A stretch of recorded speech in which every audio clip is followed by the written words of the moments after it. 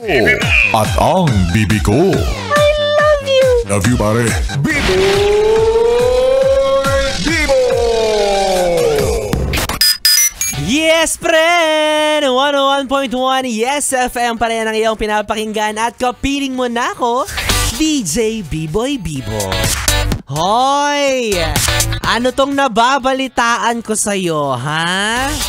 Bakit naman ganun? Parang kailan lang nung kayo ay naghiwalay pero ngayon meron ka ng ibang kaakbay. Ang bilis-bilis naman. Grabe naman yan. Yan na nga ba sinasabi ko eh. Yung jowa ginagawa mong toothpick for single use only ha. O talaga.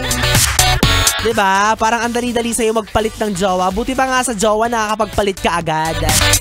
Samantalang yung toothbrush mo nagdiriwang na ngayon ang ikadalawang anniversary. Grabe na yan. Palitan mo na yan, ha? Ubus na yung bristles, eh. Yung tipa kapag nakita mo siya sa lababo, mapapatanong ka, ano bang nililinis nito? Ngipin ba o lababo? Ganun yung mga lumang toothbrush, diba? Pinanglilinis ng kung ano-ano. Yak! Ano ba naman yan? Dami mo ng kinis, tapos yung toothbrush mo, hindi mo pinapalitan. Kadiri naman to. Alam nyo, sabi ng mga eksperto, yes, friend, ang sipilyo ay dapat pinapalitan kada 3 buwan. Ha, pakinggan mo yan. Ay, nanghihinayang. Palibasa yung kanya, ayos na ayos pa. Ay, paano hindi maaayos yan? Hindi naman masyadong ginagamit. Ayan na, 3 months daw ha, tandaan mo 3 buwan. Parang sa ex mo lang yan. Pag naghiwalay kayo, hindi ka pwedeng magjowa agad ng bago. Wag naman ganon. O kasi sabi nila, meron daw tayong tinatawag na 3-month rule. O alam mo ba yan? 3 buwan daw bago ka jumowa ulit. Ang tagal naman. Kaya nga ako nakipag-break kasi meron na akong bagong nakakrush. Ang tagal naman ng 3 buwan.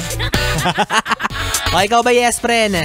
Kung tatanungin ka sa henerasyon natin ngayon, naniniwala ka pa rin ba sa delikadesa pagdating sa pag-ibig na wag ka raw munang jujowa agad ng iba hanggat hindi pa lumilipas ang 3 buwan? Oy! Alam mo, mas okay nang mabakante ka ng 3 buwan para maipahinga mo naman ang iyong kuwan. Gamit na gamit eh. Masyadong ngarag na ngarag eh. Pahingahin mo naman yan din. Wala na ba mga yes friend? Ako na nga ngayong makakapiling para sa gabi ng ito ng Martes. Tuesday evening ang alay ko para sa iyo. Dahil kapiling mo na ako, DJ B-Boy Bibo. At ako ngayong makakasama hanggang mamayang alas 12 para sa ating BB Time. Dito pa rin sa 101.1 Yes FM Solid.